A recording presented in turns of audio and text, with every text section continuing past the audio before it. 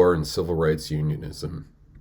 Hi, I'm Will Brucher, a professor with the Rutgers Labor Education Action Research Network.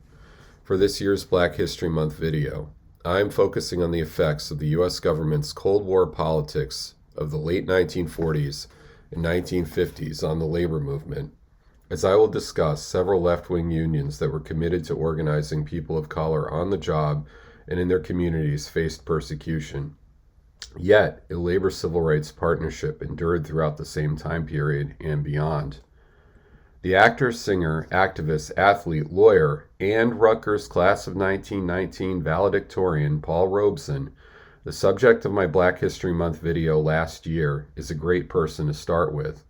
Robeson was a staunch advocate for the labor movement, and as an honorary member, championed the left-wing unions of the Congress of Industrial Organizations, the CIO, in the 1930s and 1940s. Many of these unions had leaders and activists who were members of the Communist Party or were sympathetic to its goals. Robeson, though he never admitted party membership, was open about his support for the party's positions and his deep affection for the Soviet Union.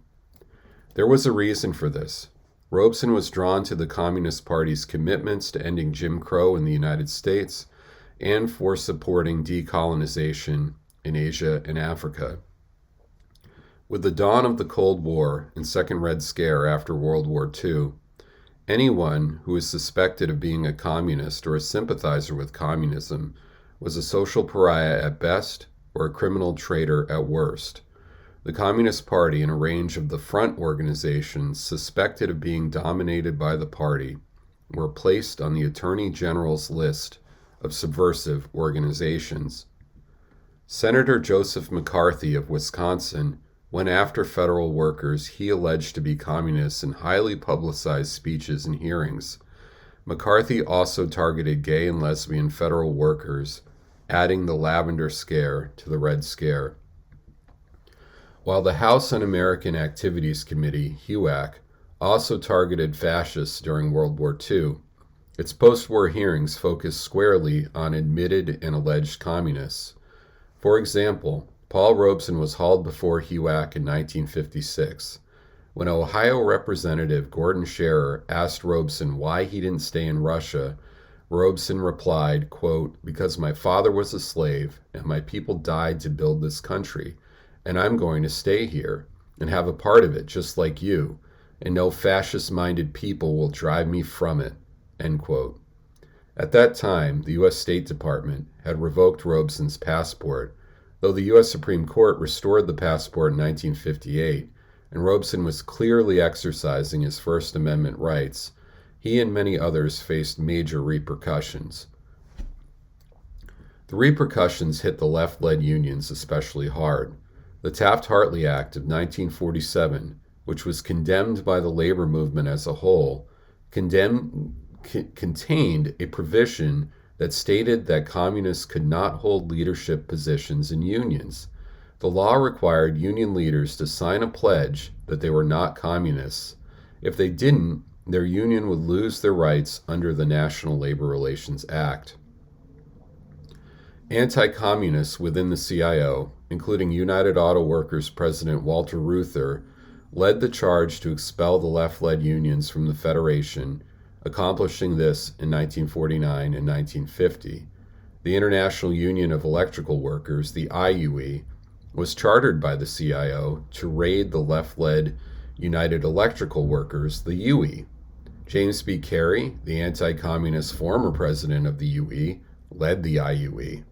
The UE subsequently lost most of its bargaining units and members to the IUE in National Labor Relations Board elections. It is worth noting that while Reuther and Carey were leaders of the right wing of the CIO, they were not right wing in terms of U.S. politics. They were dedicated liberals, and their unions gave critical institutional support to non-communist civil rights organizations.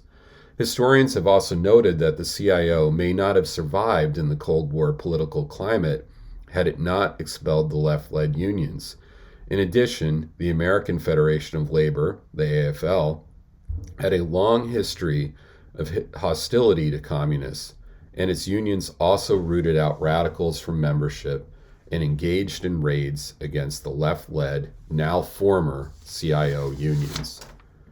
The International Longshoremen's and Warehouse Union survived expulsion from the CIO and maintained its commitments to anti-racism in its ranks and to the civil rights movement. Its founding president, Harry Bridges, was from Australia. He faced deportation for his alleged Communist Party membership in a series of trials, but managed to beat the rap each time. The ILWU also benefited from having a cohesive bargaining unit of the entire West Coast longshore industry, meaning that another union would have had to raid the whole organization rather than picking off locals at different employers. The UE survived the purge as well, but with a much diminished membership. Other left-led unions faced extinction, including those with large black memberships. One poignant example was the food, tobacco, agricultural, and allied workers.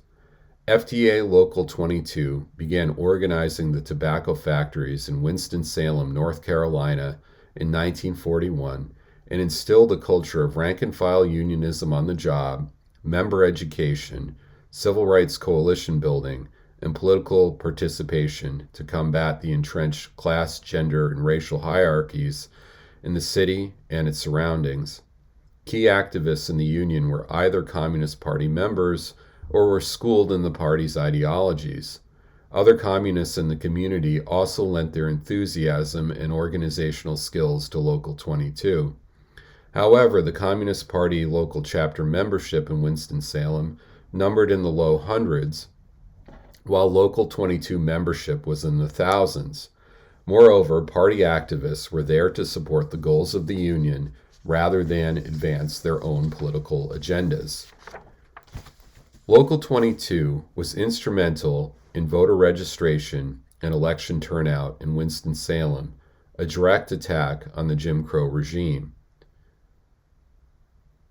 Robert Korstad quotes Black FTA member Velma Gleaves in his book Civil Rights Unionism. She recounted, quote, "I didn't take registration seriously until the union came in and we began to talk about the Political Action Committee and the importance of voting.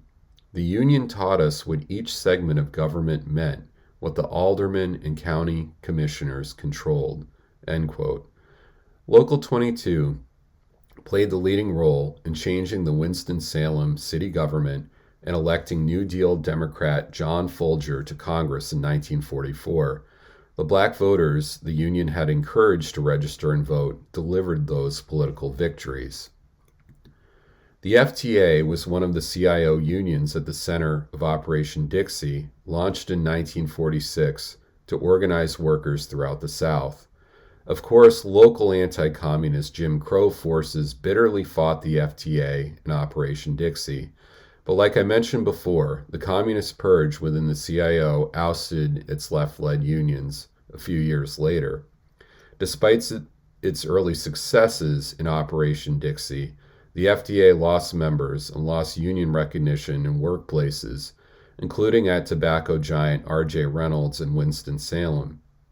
In 1954, the remnants of the FTA and some other left-led unions merged with the retail, wholesale, and department store union. Operation Dixie mostly failed in its goal of organizing the South, especially in the vital and largest regional industry, textiles. Left-wing black labor leaders launched the National Negro Labor Council in 1950 to push the labor movement to make good on organizing black workers and practicing racial equity in their organizations. Paul Robeson delivered the keynote at the founding convention. The council had notable victories. However, most labor unions chose to ignore the council. The U.S. government labeled the council a communist-dominated subversive organization in 1951. The council disbanded in 1956, also unable to continue its work in the Cold War political environment. The suppression of left-led unions split the labor movement and undermined those unions' civil rights effort. That said, civil rights unionism was not monolithic, and like any social movement, Organizations may collaborate in many instances or compete in others. A. Philip Randolph, the leader of the Brotherhood of Sleeping Car Porters, who served on the AFL-CIO Executive Council after the two federations merged in 1955, and his lieutenant, Bayard Rustin, had come out of the socialist movement. Rustin had even been a member of the Communist Party's Young Communist League when he was a young adult. They were opposed to the party's methods in the 1940s and 1950s, but were civil rights leaders with unflinching commitments. They organized the 1963 March on Washington for Jobs and Freedom, uniting liberal AFL-CIO unions like the UAW and IUE, Dr. Martin Luther King Jr.'s Southern Christian Leadership Council, and other civil rights, religious, labor, and community organizations. Moreover, the outspokenness of Paul Robeson and other communist supporters gave the more mainstream civil rights organizations breathing room. After all, how could a democracy like the U.S. denounce communism and not end Jim Crow despotism within its own borders? Civil rights unionism flourished in the wake of the March on Washington, the Memphis sanitation strike in 1968, and in countless other campaigns through today. The ILWU, the UE, and countless activists who had come out of the left-led unions that had been expelled from the CIO continued to support those struggles.